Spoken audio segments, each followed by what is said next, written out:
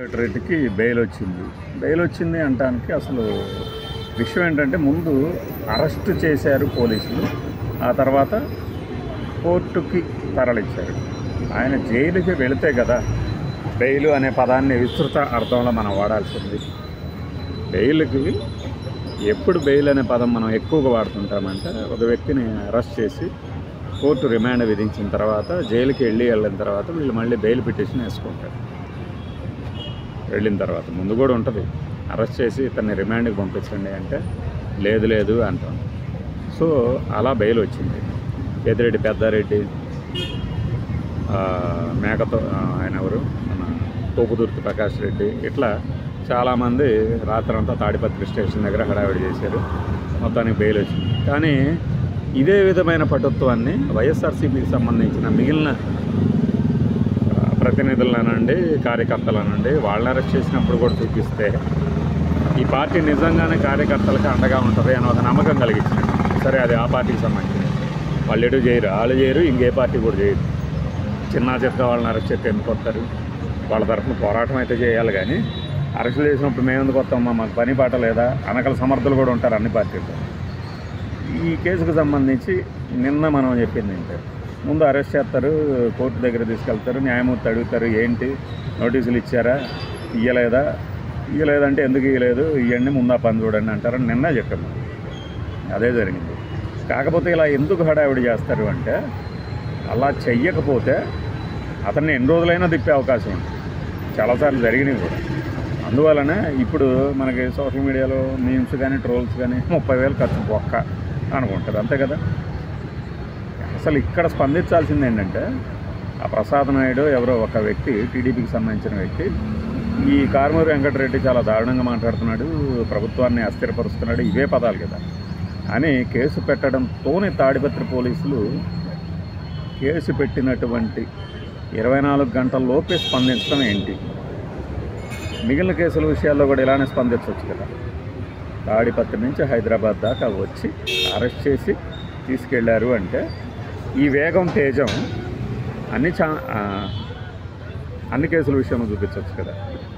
నేను హెచ్ఎంటీవీ తాలూకు ఒక ట్యాగ్ లైన్ చెప్పబోయాను అనమాట, అందుకని నవ్వు వచ్చింది. వేగం, తేజం, అంతే కదా.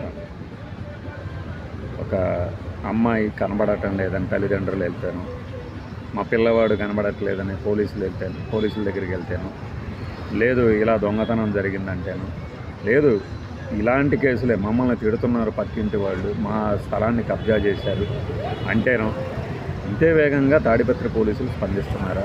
అట్ ద సేమ్ టైం అన్ని స్టేషన్లో పోలీసులు గతంలో ఉంటే ఒక దుర్మార్గ ప్రభుత్వం నడిచింది అని కదా ఇప్పుడు నేతలు చెప్పేది. ఇప్పుడు స్వేచ్ఛగా జరుగుతున్నాయని కదా ఏది కార్యకలాపాలు, అంతేగాని అసాంఘిక కార్యక్రమాలు అనట్లా నేను. ఇప్పుడు అందరూ ప్రజలు స్వేచ్ఛాజీవులై తిరుగుతున్నారు కదా. మరి ఇలానే అన్ని కేసుల విషయంలో కూడా స్పందిస్తే ప్రజలు ఏంటంటే అప్పుడు ఒక వ్యవస్థ మీద నమ్మకమను, ఇది మంచి ప్రభుత్వం అని వేసుకున్న స్టిక్కర్కి సార్థకత చేకూరుతుంది. లేకపోతే ఏమవుతుంది, ఇదిగో ఈ ప్రభుత్వం కక్ష సాధింపు కోసమే ఫాస్ట్గా పనిచేస్తుంది అనే ఒక అభిప్రాయానికి వస్తారు.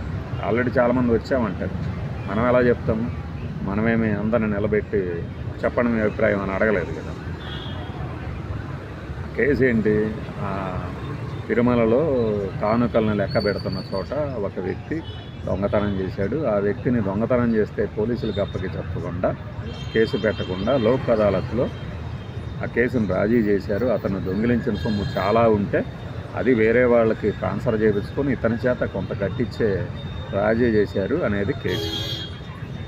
ఆ కేసు పరకామణి అనేది చెప్పబడుతున్న కేసు. ఆ కేసు పెట్టినటువంటి అతను అప్పుడు పట్టుకున్న ఆఫీసరు మొన్న ట్రైన్ నుంచి జారిపడినప్పుడు, లేదంటే ట్రైన్లో వెళ్తుండగా జరిగిన మరణం మీద అనుమానాలు, ఈ అనుమానాల మీద ఈయన చేసిన కామెంట్ వెంకటరెడ్డి, ఈ కే వెంకటరెడ్డి చేసిన కామెంట్ల మీద కేసు పెట్టారు.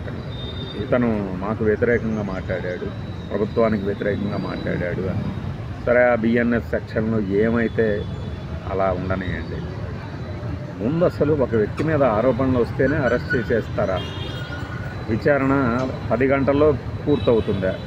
అలాగైతే మరి మద్యం కేసులు కానీ, ఎక్సైజ్ కేసులు కానీ, ఇంకా ఈ కేసుల్లో ఇన్ని రోజులు ఎందుకు సాగుతుంది ఈ విచారణ? కస్టడీకి అడుగుతున్నారు, జ్యుడిషియల్ కస్టడీ, రిమాండ్ ఇన్ని జరుగుతుంటే ఇలాంటి కేసులకి నోటీసులు ఇవ్వకుండా ఎందుకు చేస్తారు? రిమాండ్ కూడా వేయొద్దు అని హైకోర్టు ఎందుకు ఇచ్చిందంటే ఆదేశాలు ఎందుకు? ఇప్పుడు అదే హైకోర్టు తీర్పు ప్రకారమే ఈయనకి బెయిల్ వచ్చింది. అంతే జరిగింది సింపుల్గా. కానీ నోరు లేని వాళ్ళు, న్యాయవాదుల్ని పెట్టించుకోలేని వాళ్ళు, పోలీసు వ్యవస్థని గట్టిగా ప్రశ్నించలేని వాళ్ళు ఇలా బయటికి రాలేరు. లోపల మగ్గుతూనే ఉంటారు, ఎక్కడ ఉంటారో కూడా తెలియదు. నేను అనుకున్నాను నిన్న ఇంకా హెబియస్ కార్పస్ పిటిషన్ కూడా దాఖలు చేస్తారేమో అనుకున్నాను. కాకపోతే వాళ్ళకి సమాచారం ఉంది కాబట్టి ఎదు తాడిపత్రి పోలీసులు మేము తీసుకెళ్తున్నాం ఇలా వ్యతిరేకంగా మాట్లాడటం వల్ల అని.